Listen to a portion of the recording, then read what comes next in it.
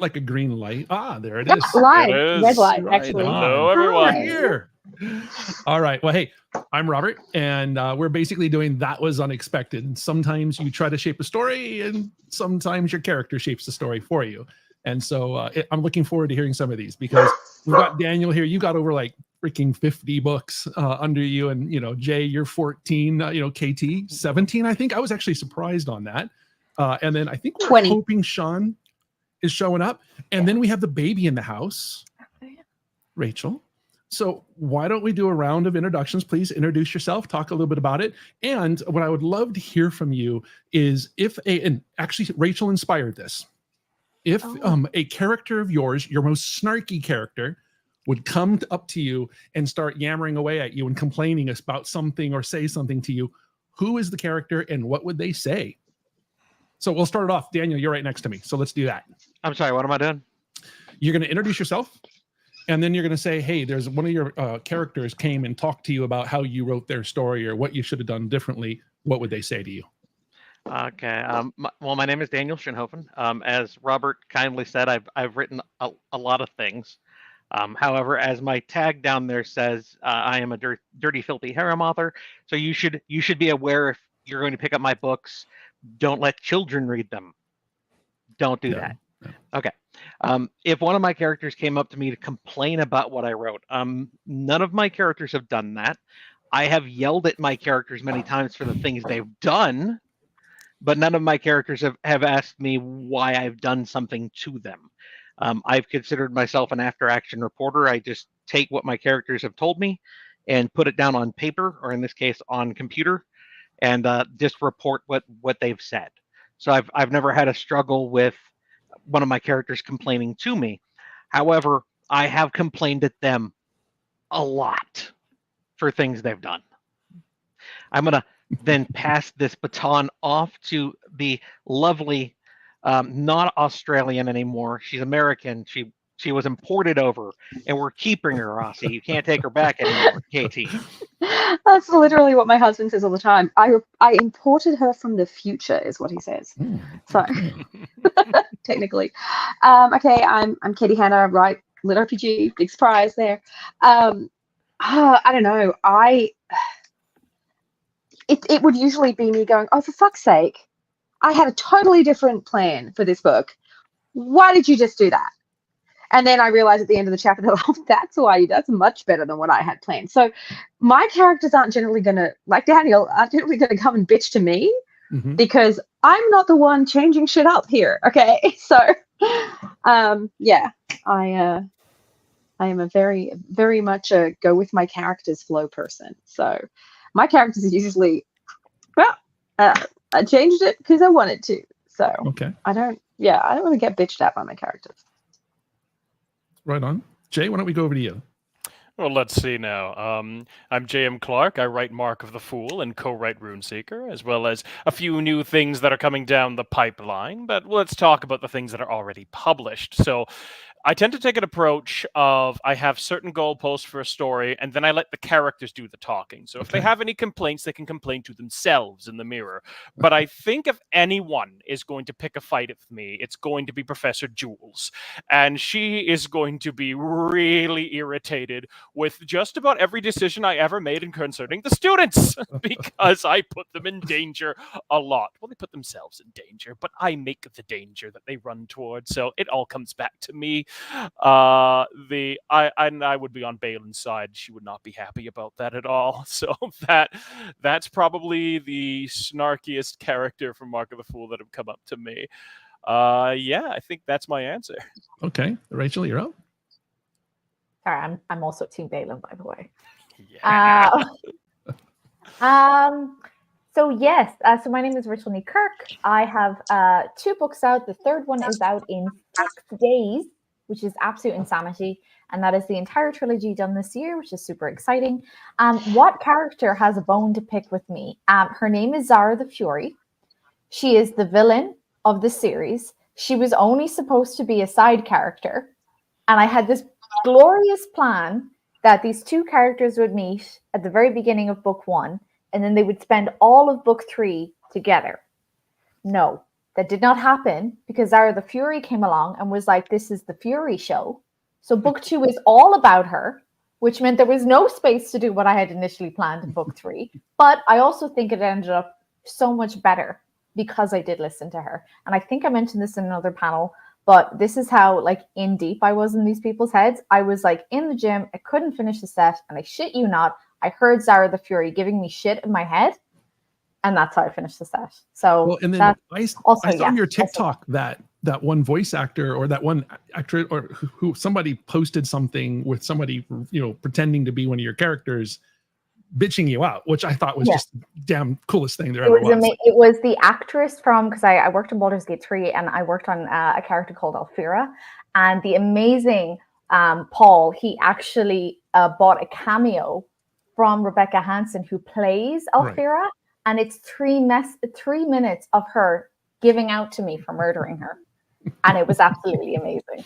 That was too cool. Yeah, I've got a few. Right on. So Sean, welcome to the group. Obviously, just wanted you to go ahead and introduce yourself. You've got 20 plus books, you know, under your belt, I think I saw there. So if you would, and the goal is just choose one of your most rebellious characters, and like, what would they say to you or complain to you about how you've written your stories? Yeah, no worries. So I do have on Monday, my 51st book will be published. Okay, I was wrong. But your 20 is probably closer to my Sean Oswald, and then there's my David Burke pen. There you go. I mean, I've had characters who were supposed to be the villain end up being redeemed and become a love interest. Mm-hmm. I've had characters who I didn't think were going to die who died. The first one hit me in my first series in the book 4. There's another guy who's also come from Earth along with but before the family had come to this new world, and so he's become close. He's been a bit of a mentor to the son. He's done different things, and he dies sacrificing himself in this final battle of that book. And then I had somebody message me and say, you just killed the only black guy in the book. And I just was like, oh my gosh. Oh my, and it was obviously zero intent, but I just thought, so he's probably mad at me. But he had a sad backstory though. His daughter had died and all these different things. So it's honestly though not my characters who are usually mad at me about my characters. It's my wife is mad every time someone posts a comment complaining about the wife in Life in Exile, which by the way happens like 3 or 4 times a year at least. And they complain, and she says, did you base that character on me? And I'm always, no. I mean, it's complete coincidence that you're both nurses, both pastors' daughters, both 50% Hispanic, both love charity work. So anyway, that's my first series though, and you write what you know, I guess. So yep. That's great. Well, and you guys all stand with obviously very famous authors that are out there in the general public. I mean, Stephen King, Rowling, George Martin, Toni Morrison, like all these other authors are like, hey, I just wind up the world, let the characters go. So that kind of brings in, to my first question really is like, has there been a time where your main character or like a strong character, has surprised you in your writing process? And like, what was that for you? No, not about how the story went, but how was that for you as a writer, like back in the day when you were just kind of starting out? Oh, and let's take it from the other side. So let's start with actually Jay. All right. Well, back when I was starting out, sort of like a new writer. Oh my goodness. So, back when I was starting out, I had a number of manuscripts just completely go up in flames because I wrote myself into a corner because I ended up like in these situations where either the characters are supposed to do something which they would never do, or they just had no way to get around certain situations which I thought they could have, and it was just a complete mess. But actually being a dungeon master for like a decade fixed that because I learned how to deal with chaos. Surprisingly Nothing like a party enough. to make you think on your feet, right? Exactly. Right on. So yeah, after that, it was sort of smooth sailing. I could handle just about most directions my characters could go in after that. I highly recommend it. Definitely.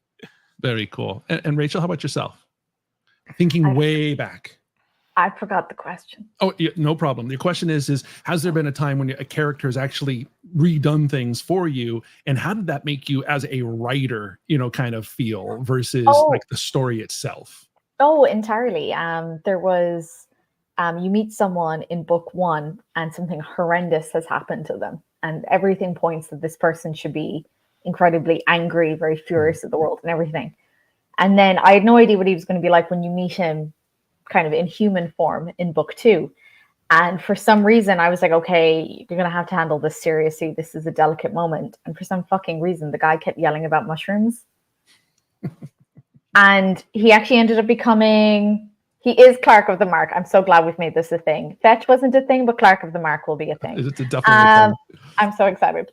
And and he ended up being like the life of the party, and everything points to the fact that after what happened to him, this shouldn't be how he acted. And of course, half of it's a front. This is all trauma, etc. But he actually ended up being the funniest person. He is the guy, in the Avengers movie when something terrible happens, and then Tony Stark will say something like, I saw a shawarma place. We should go check it out. He becomes that guy.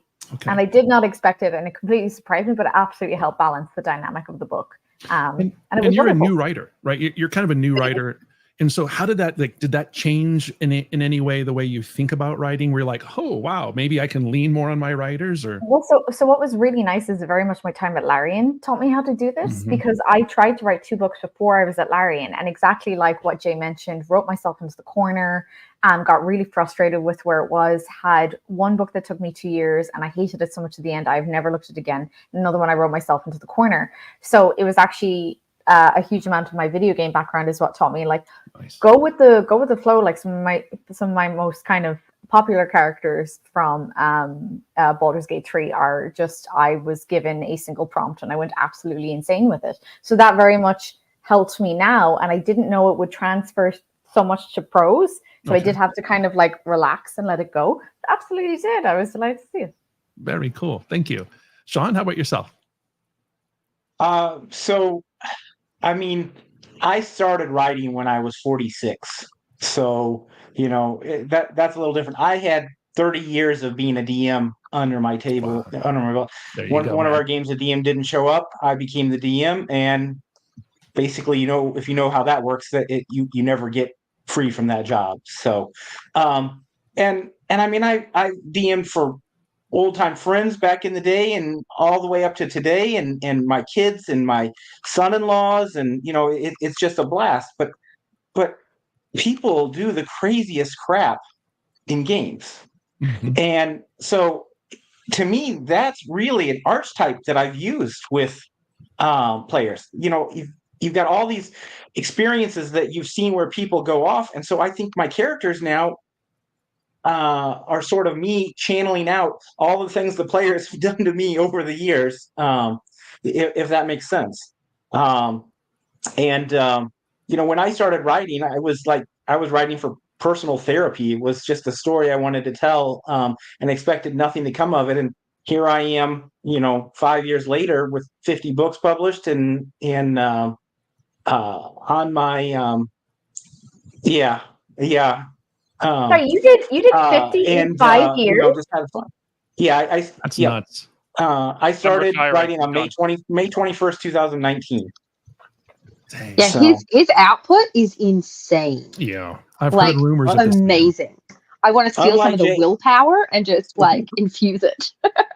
Unlike JM, I could never turn down a story. I twist it, I turn it around, but there's no time for me to give up and throw away a manuscript. So, yeah, it's going to be an interesting theme, and I think it's very interesting with the genre. I'm new as a writer to the genre, but I've been reading, lit RPG forever, and like I cut my teeth, DMing as a wee kid back in the day, and it would be interesting to see like how many pantsers are previous DMs are currently DMing versus plotters, or be an interesting subject. But anyways, Katie, coming over to you. How about yourself? So I've been writing since I was 8. I kid you not. I wrote I learned the word deluge. Okay, right? And I was like, whoa, I'm gonna write a story with that. Okay. So I wrote Ghostly Deluge. And it was about these kids who had moved to this 2-story house, and they were 11, and their parents had to go out. They were twins, okay? And they said, don't go in the attic. You don't ever say that to an 11-year-old kid. Like, don't go in the attic, don't go in the attic. And it starts getting spooky, and it's deluging outside, right? Right. I remember distinctly writing that word. Just on my board. And it's all spooky, and the lights are going on and off, and they start seeing apparitions who lead them to the attic. And I didn't know what was going to happen, and then my characters made it happen. And I made one of the twins fell to the death downstairs, exactly like twins had 100 years ago in the same house. And my fourth grade teacher was like, "We're a little concerned. Something's wrong." She killed characters in the story. And my mom, in one of the only good things my mother has ever said about me in my writing or anything, was like, but she wrote a story. It's 11 pages long. Yeah, right. Like by hand, And they were like, oh, you're proud of her? And I was like, and my mom was like, yeah. So yeah, 8-year-old me kill somebody would have been good in the last panel. In my first story, and I wasn't expecting to. That wasn't where I was going with the story. So yes, that happens to me all the time, and they've never stopped, and they just keep doing that. Not necessarily falling down the stairs and dying, but changing what I was going to write. So, Katie, I have a question. You don't have a twin, do you? No, I actually don't. A twin? I think. I don't think I do. Just double checking that you didn't have a sister suddenly. It wasn't autobiographical. Something buried in there, Daniel. Just checking. Just a little bit. Sibling rivalry. I mean, okay, Daniel. It could have been a cry for help. It could have been, but bringing it back. So character changes the whole thing, and then as a newer writer, back in the day, a little bit, like how did that affect you as a writer? Because maybe like you were expecting it, maybe you weren't. I'm gonna give you 2 quick examples, hopefully. Cool. The first time something changed, the first time a character did something like that changed the way I write, that was back with Alpha World. So my first big series, my second series in total. The main character ended up hooking up and marrying his summons, who was a succubus. And I hadn't considered it. At that point, I hadn't gone full bore into harem. And I hadn't thought about the fact about the character, how she was raised, how the world was, and what that might mean in terms of relationships. So what I had thought was going to be just this monogamous relationship between my main character and his succubus wife ended up opening up a quad relationship. It was 2 other ladies, the succubus and him. And I went, you know what, that actually works for me since I'm a poly individual. And I haven't turned back since that time. At this point, I'm just like, screw it. I'm going to write what I know best, which is having multiple partners. But the biggest moment that has changed the way I write at this point is one I've told many times with my live chats. Binding Words, the shirt that I'm wearing, my main character there, Sean, did something incredibly stupid at the end of book 5. I want to say it was. He life bonded the staff. And that turned his potential love interests from a mere 11 into 22, I believe. And from that point on, I have said it is never going to happen again. I don't care if one of my characters comes to me and says, hey, I've done this thing. I will get a fucking shovel and bury that man before it ever happens again.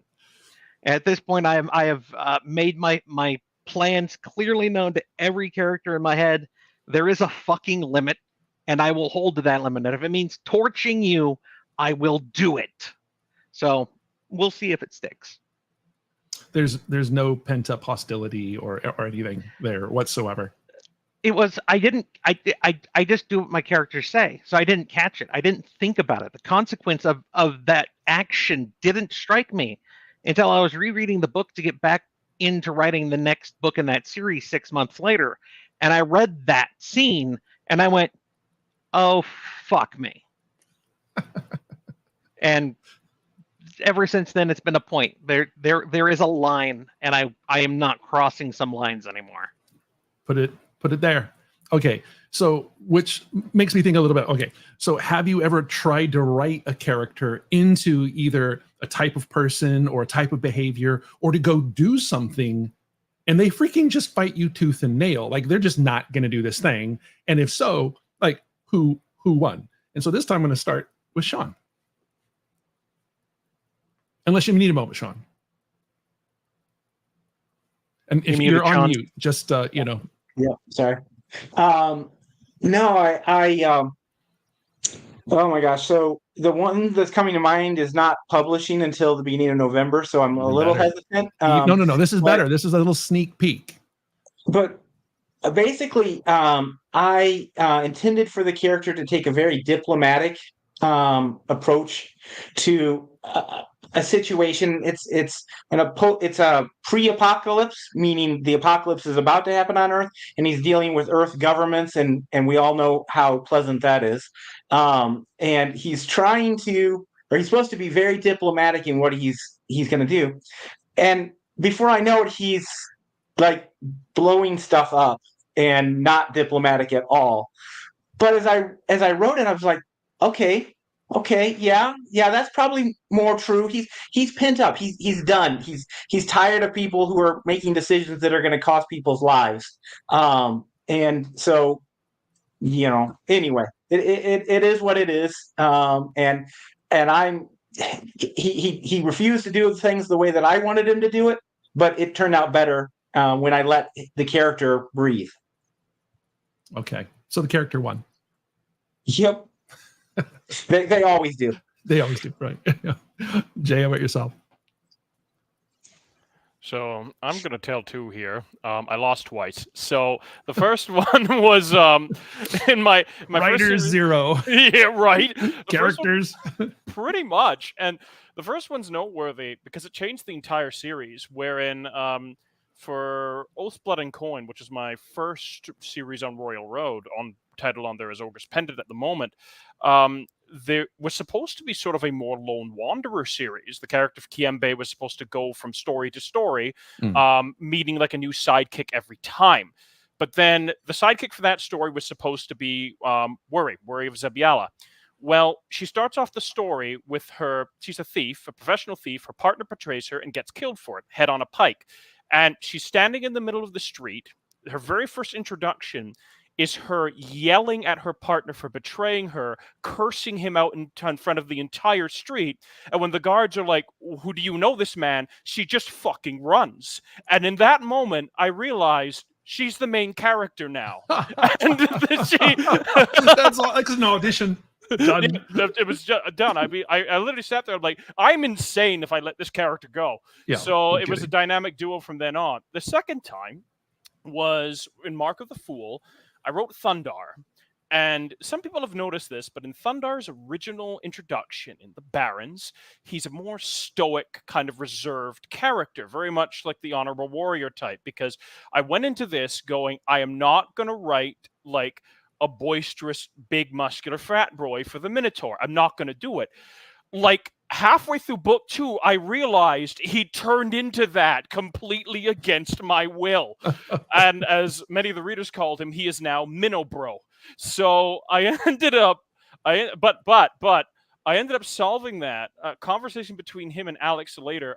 I'm not sure if any of y'all, when you've gone to high school or gone to university or whatever, or just moved to a new town when you're younger, you're like, I'm gonna reinvent myself. I'm gonna put on new clothes. Absolutely. I'm gonna be completely the cool person now. And so I wrote it in. It's canon now that the whole Honorable Warrior thing that was Thundar's original personality was him trying to reinvent himself when he went to university. That's great. Like, everyone can relate to that. I think that's really well done. I mean, I tried it. I think we all, most of us have at one point or another. So yeah. So either way, I made lemonade, but I'm 0-2 here. I hope y'all have had better luck than I have. But I think it's such a great illustration of how a character then actually behaves like a real human or like a real person does.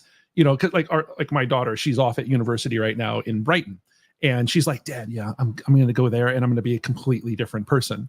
Now, we are a little concerned because she's calling us up drunk at 2 a.m. So she's succeeding, but you know, sometimes you got to wonder. Go Trin. Anyways, okay, Rachel, how about yourself? Give us a story. Well, I love this because every single person I think is going to be like, yeah, no, I got my ass handed to me. And what I love about these answers actually is it really highlights how difficult it is to explain how to write because you just sound insane. You're just like, yeah, I just listen to the people in my head. How do you know what the people in your head are saying? You just write it down. How do you know if it's good? You write it down enough that it eventually gets good. And that's it essentially. In terms of like books, I mean, I already mentioned it, kind of Zara the Fury was the biggest one. She ended up being like the main character of the third book. Like it's told almost entirely from her perspective. But probably more from like my Baldur's Gate days, like the amount of times like, and it backfires every single fucking time, is you're like, no, I'm going to do this in a very specific way. I'm going to do this because it fits into the design brief or it fits into exactly what I need. And then every single time it would end up going to, we were assigned with scripters and they were the people who are making sure that everything is working together, that your dialogue doesn't break anything, etc. And it ended up with a lot of me going, hey, so I owe you a pint because I blew everything up. I'm really sorry. Ghost movie. I love that. Every single, it literally, and it's insane trying to explain it. But like literally, from the books, it's Zara the Fury. From Baldur's Gate, I still remember there's this character. I think 5% of players find her. Her name is Shovel. She is tiny. She's a quasit. She yells at everyone. Her opening line is she calls you a shit piddling toe rag. And I still remember she was only supposed to have like 4 lines. And I just lost my mind. And I remember the scripter was this really lovely, very straight-laced Dutchman. And I went up to him and I was like, okay, this is what I've done. I'm so sorry. It was supposed to be 4. It's 120. It's 120. I'm really sorry. And I still remember, well, I knew I had done well because I got in, I can't do a Dutch accent, but it was something like, you have ruined my quest design, but this is funny, so I will allow it. I was like, score. Nice. I mean, it's so interesting because like even just listening to some of the stories so far, like there's this kind of I don't know, there's something when these two tensions meet together that create something better than we thought would happen, right? It's like that when you're arguing, like that's where you get to the depth of it. So KT, over to you. I have a past example and a present example. Okay. So my past example was way back when I was still pursuing trad, like 10, 12 years ago. I wrote this story. It's one of my favorites. I need to write the second book. It's called Fodder, and it's really awesome. I love it. And I'm writing it, and I've got all the ideas. I've done my world building, and I'm writing the first chapter. And I'm like, oh, fuck. This isn't Zane. This is freaking Dev. Oh, damn it. And so my main character totally changed. I'm like literally writing this story in the middle and I'm like, wait, that's the wrong person. Why am I writing it like this? Shit. So that was already 0 to I mean, I'm probably like author 0, characters 748. Which is probably much more accurate for me. And in library system reset, okay, so Eric the Imp is based on Eric Ugland. Okay. Eric. I know Eric. That's hilarious. Eric was supposed to be a very minor side character. Here, there, a couple of times, flitting around. And if you know Eric, he's 6'5", huge, like a barbarian, right? Like a giant, right? Eric's character in the book is an imp, a fiery imp from hell, who is like 2'5" if he's sopping wet, right? Like he's just this tiny little imp. He's like a main fucking character now. Like I could not, like he just kept popping up in scenes. I'd be like, oh, this looks like a good scene for Eric. Oh, wait, they're going here. Eric's great. He doesn't need to breathe properly. He can go in this atmosphere. Oh, hi, Eric. How you doing? He just like a fucking bad smell. He won't go away. And he's awesome. I love him. Totally telling Eric. And oh, he knows. I've told him. And I blamed him. And he's just kind of like Eric. funny, grumpy. He's awesome. It's just That's so yeah. great. But yeah, I'm seriously like 0 for 5,000. I don't know. However many characters I've written, I lose every single time. Okay, thank you for that. Daniel, how about yourself? You've got a lot to draw from, so I'm sure you've got a couple of stories in there. So my characters, like I said, I just report what they say. So if you want to go off of what I thought was going to happen versus what my characters did, most of the time my characters win. However, there is one time that I rewrote an entire book because the main character refused to be the main character that I wanted him to be. That's what I want to hear about. There you go. Apocalypse Gates, probably my most adult book series. The main character, Alvin, was supposed to be an asshole. He was supposed to, care and love about the few people he had interest in, and damn everybody else if they got in his way. And I was writing the first book, and it's the fastest I've ever written a book in my life. It was right when I think it was right after Alpha World 4. So I needed a break from the emotion that was Alpha World at the time. And I wrote the first book in 2 weeks, I want to say 3 weeks, 2.5. We'll split the difference. The story flowed, and I got to the end of it, and I was like, something about this doesn't feel right. By the time I finished it, I'm like, something's wrong. And I went back and I read it. And my main character, who's supposed to be this asshole, ended up being more a paladin. He was more like, let's help everyone get along. We have to pull nice together. Guy. It's the apocalypse, we have to make sure, some kind of humanity survives. And I got to the end of it and I went, about 80% of this is gone. Torched it. How many words is that? That was about 80,000. Dang. Okay. The book was like 110. Okay. So I went back and torched it and started again and reminded Alvin, you're an asshole. Stop being so nice. And that then gave me the finished version of Apocalypse Gates, which then went on to 8 books. So, but yes, I have won against my characters at least once. One time. Torched an entire book to do it. So this is why when I look at my characters now and say, there's a fucking limit, boys, they should understand. I will torch something. Right on. Okay. All right. So that's interesting. So obviously we are all probably somewhat prolific readers, right? Like we all read like crazy, and like, we're writers. And so me less than you guys. But so when you're reading a book, have you ever seen or read a book where you could detect maybe some of that tension where you're like, yeah, this character's gone rogue, like where you can kind of feel there's something going on here. And maybe it's because the character's going one direction and then suddenly there's another one, and the character changes the direction. But like, have you ever read a book where you've seen a character that maybe has gone rogue, or you feel like the character would have gone a completely different direction? Oh, okay. Rachel, let's start with you. Sorry. So I'm watching Twilight of the Gods, the Zack Snyder series on Netflix. Sorry, I know it was Reed, but just this popped up there. And there's a scene, I won't spoil it, but I was enjoying it. And then this scene comes out of absolutely nowhere. Someone murders someone else, doesn't match with their character. None of it makes any sense. And I can see that there was a disconnect. Either the director or the writer or whatever was like, no, I want the scene to happen. I want this moment, but they've set up someone that this doesn't match with at all. Or the character actually has been close to this the whole time, but they were so busy shoving them into a nice box. And the problem is, the second you see it, I don't think you have to be a writer to see this. I think like anyone who reads stories will see this immediately, but it creates this, it just pulls you straight out of the story. It breaks immersion. It completely breaks immersion. And I think this is more like when it talks about what makes a good writer, I think that's bullshit. I think as long as you can make a story and it connects with someone, that makes you a good writer.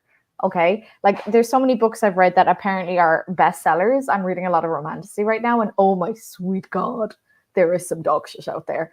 But some of these books have sold like millions of copies. Money. And I'm not, well, here's the thing, I'm not gonna yuck their yum because people absolutely loved it. But the problem is when you see that moment when you're like, oh, I really need them to have like a hot, steamy moment with the male lead right now, but the male lead has the personality of a piece of wood. Right. and not the fun kind, then it's like awful. Sorry. That was for you, Daniel. It doesn't work, but you can sense it straight away. And Yes. I think it creates this disconnect. And I think part of like the more you write, the more you can see when you're doing that to your own stories and your own characters. Yeah, like I was just watching, Brian was doing one on death. And I think it was Rose who mentioned, like, brought up Gollum at the end of Lord of the Rings, and how Gollum, like, kind of in a sense saved Middle Earth, you know, by jumping out there, grabbing that finger. And the question was like, was that a redeeming characteristic? And my thinking was, no, that was the consequences of a number of decisions all the way, all the way to a decision. So if Gollum hadn't have done something, for me, that would have broken like the immersion. Like Gollum wasn't being Gollum, you know, and it would have been some other twist on that. So like that just makes me think about like how important it is for a character to be true to themselves. So KT, you've got a hand kind of up. So Yes, I did. I didn't want to like flail. No, flail and do all sorts of things. Actually, when Rachel said that, I was like, there are a lot of TV shows that I will be super invested in. And okay, Supernatural. I love Supernatural. I have tried to get through the whole thing. I get to season 12, episode 4, every rewatch, and cannot go further. There's more shows where I do the same thing, where I'm like, nope, can't do this anymore. And there's actually recently one book, and I'm not gonna, because I don't want to neg any fellow author who I actually love all his other series. And I was reading it, I was really excited to read it, and it got to one stage where he made this thing happen, and I just went, oh, fuck that. Like, it felt so, and it's really weird, because this guy is a great writer, and I've loved all his stuff, and he introduced this element that I just went, that doesn't even make sense. Right, like, it didn't vibe at all. Not with everything else he'd done and accomplished, and then all of a sudden, and it was just like, oh no. And I couldn't read anymore. I couldn't keep going. I was just like, yeah. There you go, right? And Daniel, I was kind of looking forward to your kind of response on this, because like I think in the genre that you write in, when you're dealing with emotions, especially when it becomes physical, and there's these situations that most people don't find themselves in on a daily, right? So you're writing in a situation that you're familiar with, and then you're probably seeing that other people writing it, and like, how do you like make that natural, and characters are doing that? And I know you've said, I write what I know, but like, how about the times when you're watching something else or reading something else and you're like, yeah, that doesn't work? For me, the times that I've encountered that concept, for me, it's normally a plot point that the author felt was needed, and so they forced the plot point to happen, and it does not jive with who the character was, what they've been doing. This rocket scientist who's invented all these great, amazing things, who's never made a wrong decision in his life for whatever reason, Right. in this moment goes, I'm gonna do the thing. And you're just like, What? I put down books for these reasons. Yeah. If the plot point is more important than the character, Right. you have a problem. And I can't force myself past the point of being like, okay, I can just ignore this idiocy to hope the story continues. Because if it happens once, Right, it's probably going to happen again and again and again. Now, I don't stop, and I don't like discontinue an entire author, but I will discontinue that series. that series. Normally, I find if a plot point happens like that, they're too inflexible on their plot, or the character has deviated away from their plot so much that, once again, their plot and their character no longer line up. And those kind of issues are going to continue to happen unless they're better at spotting it in the future. And the few times I've seen it happen, the author has not gotten better at spotting it in the future. So I just discontinue reading series. And I, like KT, I won't call anyone out specifically, but it happens. I've seen it happen from people just starting in genre to, hell, I've seen it in traditionally published books where you're like, this is a known name, and yet in this moment, halfway through this novel, this moment makes no fucking sense compared to the last half of the book. This point, 0 sense. Right. And I just stopped reading it. Sean? So, Daniel, I assume in that you're giving room for the fact that we've all met some very smart people who do very stupid things. You know, it wasn't an intelligent wisdom issue. It's more that the character acts a specific way. If I know you're loyal as hell, the fact that you suddenly pop off and betray your best friend with no warning, no foreshadowing, nothing, it just comes out of the blue. No, I'm done. I'm walking away. No passion there at all. Yep. Okay. My answer to, if I've seen this in other things, I'm gonna pick out two books. They're both in my top 10 lit RPG series. So Okay. if anything I say sounds critical, they're in my top 10 books. So there's an ex-girlfriend in, I don't know, the second or third book of Rand Diddley Ghost Hound, who wants to save the monsters, and we can't just go kill them. And you know, Rand Diddley's already shown that he's completely antisocial.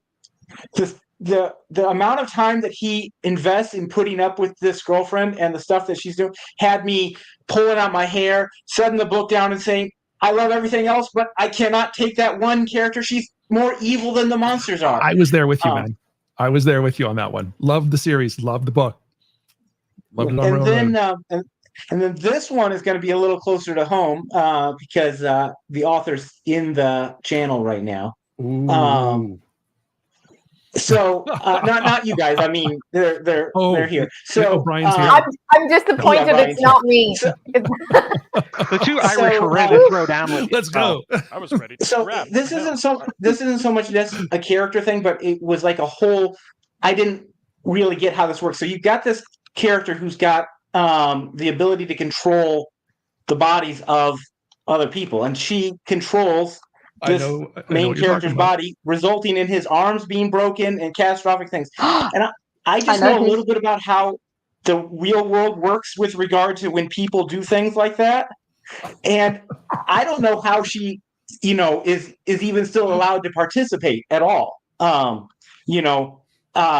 get the post-apocalypse. Now, Brian, I love the book. He knows it. I tell him all the time. We all love his book. My wife loves his book. I have to hit her around sometime. Oh, wait. But I'm sorry, Sean. I didn't get the name. Can you say it again? I need to understand why Erica didn't get more trouble. I think the word is she's a right cunt. Is it Quest Academy? Is it Quest Academy? We're not going to really point out any of Brian's books that would have that in there. I'm sorry, Robert. Who was the author again? No. I am not going to throw Brian Norton under the bus at all, because he actually, and to give Brian props, like, I'm writing a story right now and I'm a newbie, right? And he's just like reading some stuff and he's like, hey, Rob, is he really that stupid? I was like, oh shit, you're right. So I mean, hey, there you go. But I'm kind of with you. Don't give Brian any props. No, I think Brian does a great job, and I think his shoulders are broad enough for me to True, right? point out that when I read that, I was initially like, how are any of the actual responsible adults allowing this to continue? Yeah, right. Brain control. But the fun thing is like listening to Daniel, listening to like all of us, like, it's the books that we care about. It's the characters that we care about. It's the stories that we care about that we get so pissed when they go sideways, like they're not supposed to, And so that kind of brings me up to the next question then. So, I'm a new author. There's other people who are starting out, and so what would be the advice that you would give a new author when like they find themselves bumping up against Okay, Brian, if you'd stop spamming it, or is that, no, never mind. When they come up against expectations from the plot or from the story or something, and the character wants to go another way, like, what are your thoughts there? What would be some good words? And Daniel, I'll start with you. So what are some good words if the plot and the character no longer match?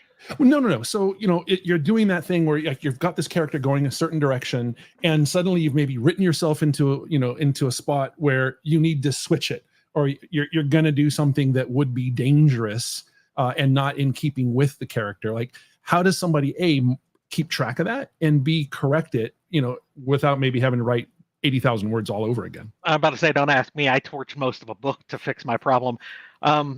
Honestly, though, just if I don't know how other people write, I write one chapter a day, and I'm just methodical about it, and that's how I produce. I know other people who jump around from chapter to chapter to make sure that they're hitting things that work for them. But honestly, if you think the character is going away from what you think, you have to either decide: do you follow what the character wants, or are you following the plot that you've laid out? Because that's what that comes down to. Um, and that for me is a big decision for you as a writer. There are great authors I love who are plotters, and I can never write the way they do. I would kill myself attempting to. But at the same time, I know that they couldn't just free ball shit the way that comes out of my head. So it's all what's going to work for you. If the character deviates, your choice. Either cut back and then get them in line with the plot, or take your plot and set it aside and see where the character takes you.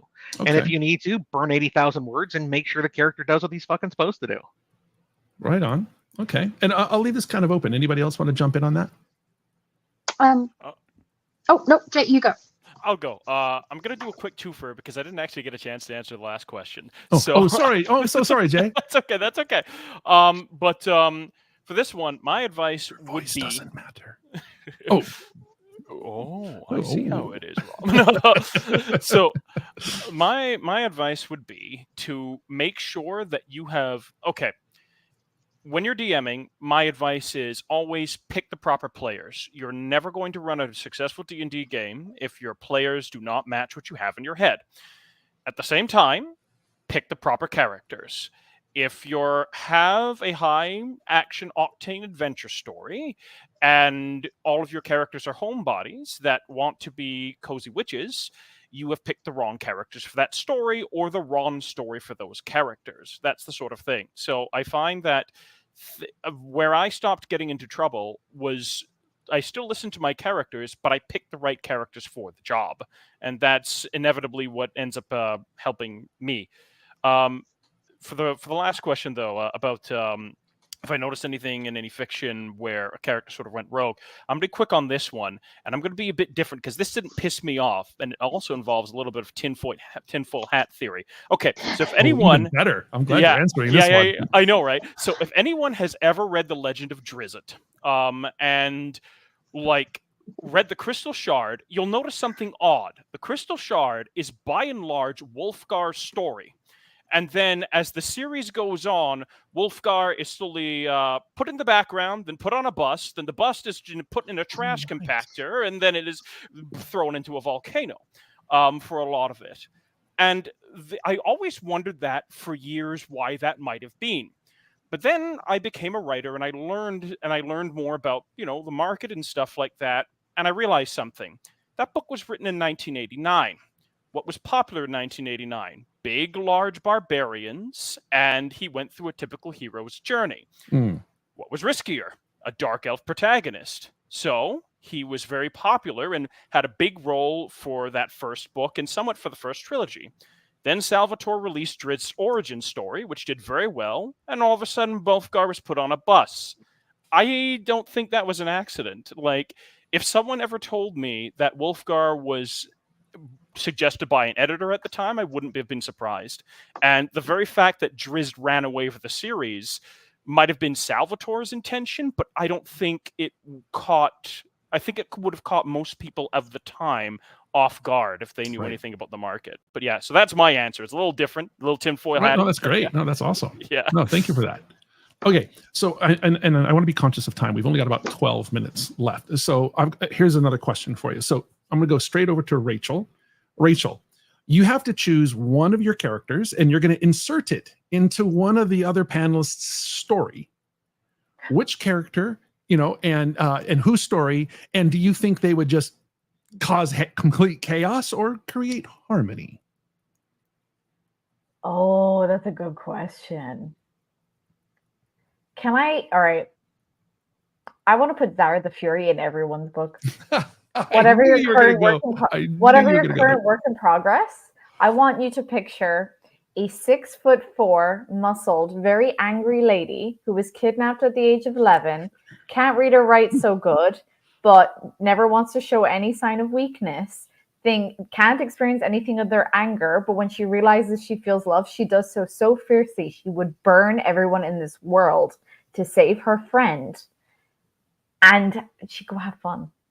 And whose story do you think would be the most entertaining to create such chaos? I think because Quinn has so much going on for her in Overdue. I feel really bad, but also I kind of want to see what would happen. I'm really sorry. Yeah, she's doing it for the fans. Just one more thing for the list would be fine. I was about to say, like, I think she'd also be able to handle her, but also there's so much going on, I would feel a little bad. Also, sorry, Jay, side note, the bit where Drist is a drow, can't see in sunlight, but just kind of goes outside and it's a little ouchy and just gets over it like the badass he is. Sorry, I loved that moment in the Drist origins. Yeah. Very cool. Okay, so Sean, over to you. One character, somebody's story. What happens? Okay. Whose story? And somebody's story here in the panel. Ideally, yes. But if you want to pick on Brian, if you want to pick on somebody else, that's totally up to you. If I truly upset Brian, I apologize. Brian is thick-skinned. You're fine, man. Sean, if you truly upset Brian, we're besties. Yeah, she's gonna buy a drink. Okay, so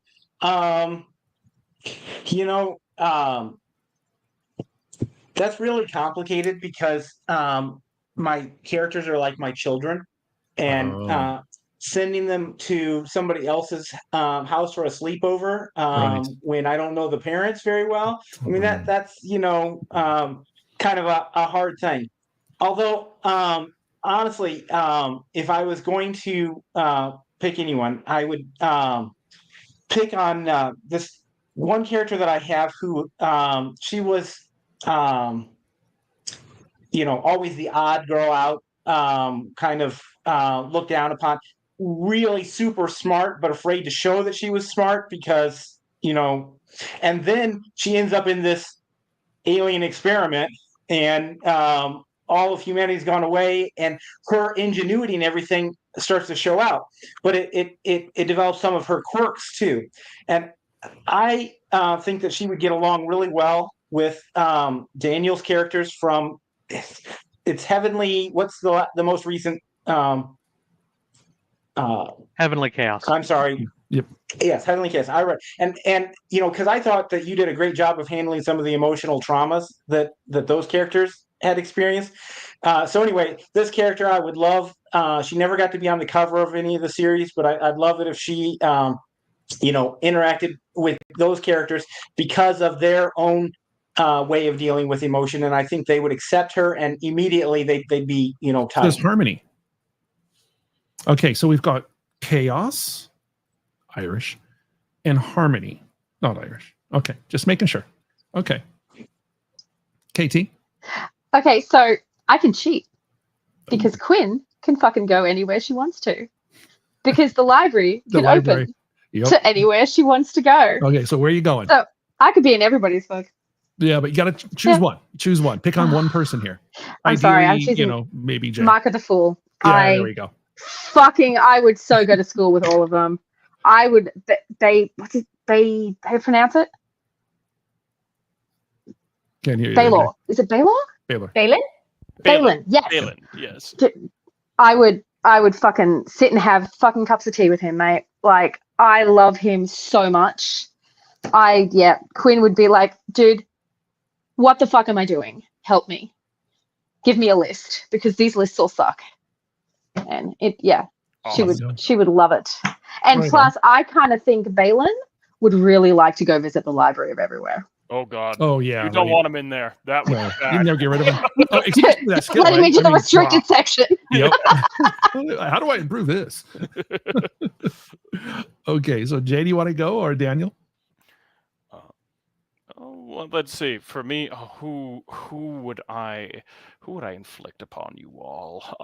Let's see. I think. Let's see here. God, it is so tempting to just make you all deal with Balin. You know what? I am going to do that. Yeah. It's going to be Balin. And I think, where am I? Well, I've already sort of quasi-answered what would happen if he went to KT's story. So, you know what? I would want to see what would happen if Balin met Zara. That sounds fun. That sounds like a disaster That for would be interesting. everything in They'd a go 300-mile radius. and they'd have a good time. Or terrible. They probably terrible for everyone else. Yeah, pretty much. Yes. I think, but they would have a great time. I think. Oh God, yeah, that would be. Yeah, it would be a blast. It'd be the sort of bender that would leave half the block ruined, and by block I mean country. Country, Yeah. yeah, the whole place. But Zara, who has no friends, would walk away going, "I made a friend." Yeah, I made a new friend. Yeah. It's like after you hear the audible now, that voice is stuck in my head. Okay, Daniel, and we've only got 5 minutes left, so I'm going to apologize. I'm going to rush you a little bit because I want to make sure you guys can all have a little chat about what you're working on and where we can find you and all that good stuff. So take one of my characters and drop them in somebody else's world. Yes, for good or ill. And what so would happen? I can honestly say that I have KT in Apocalypse Gates already. She's right there, right at the very end. The literal author is dropped into one of my worlds. So I don't know. I think taking KT and making her go into her own library would be the respite she needs for life, honestly. But considering I've read Rachel, You're such a nice guy. I read Rachel stuff and understand Zara, I would actually probably go back and take Mother from Alpha World, head succubus. Good for dealing with emotions, good for helping helping people understand, work through all their past pain and trauma, and I'll drop her right in next to Zara the Fury. She hated it so much. I love it. She would hate it and love it all at the same time. It would be the worst kind of friendship that would grow into that bond that you never see breaking. And Zara would probably burn down the rest of the world if anybody tried to mess with her. Oh, 1,000%. She go from hating her to being like, I would die for this. Not a problem. Such a nice guy. Daniel, you're too nice, okay? I was really hoping for a little chaos here, but everybody's playing too well together. Sean, I even thought I could count on you for something there, but... Okay, we've only got a couple minutes. Where can we find you? What's coming up? Give us a shout. Come on, let's start with Sean. You're on the bottom left. We'll work around that way. Okay, so speaking of authors and characters, coming out November 4th, I have book 5 of my Welcome to the Multiverse series, and there's a character named Old Man Wilmarth in there, and he's bound and determined to protect his house against the monsters that are coming in and whatnot. Yeah. So anyway, fun with that. But so Monday, Dragon Sorcerer 5 comes out. That is the conclusion of that series. Tuesday, book 4 of Welcome to the Multiverse comes out on audio, so everybody can stop bugging me about when Travis is going to have the next book done, because it comes out Tuesday. And apparently they just put the 5th book up for pre-order, so we should have a date for that soon too. Then there's, like I said, the 5th paperback or ebook is coming out in November. Then November 19th, I have the 4th audiobook of Dragon Sorcerer coming out. When does he stop? December 9th, I have the 5th and final book of Crystal Core coming out. And then on December 24th, I have the 3rd audiobook of Crystal Core coming out. That's awesome. So, sorry. You are crazy. Okay, Jay? Unlike Sean, I don't have 5 billion new series coming out. You know how to make a man feel inadequate, my friend. But either way, so you can find me on Amazon, J.M. Clark. You can find Runeseeker as well as Mark of the Fool there, as well as some of my short stories in the Book of Blades volumes. Nice. You can find me on Royal Road as well. Next year, my series Oaths, Blood, and Coin will be coming out on Amazon, but I'll have a new series on Patreon and Royal Road titled "I Am Become Death," which will be coming out in November. As a matter of fact, very excited about that. Very nice. Yes. Rachel, I have one book coming out in 6 days. There we go. Hey, hang on. Does it complete a series? Yes. Boom, boom. It does. Woohoo. Done so and dusted.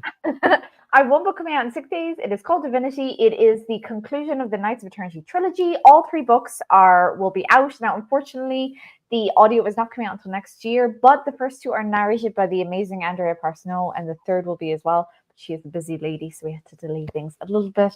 You can find me on Facebook and also on TikTok, where I make a whole bunch of videos about like video game writing and writing in general and random shit I like.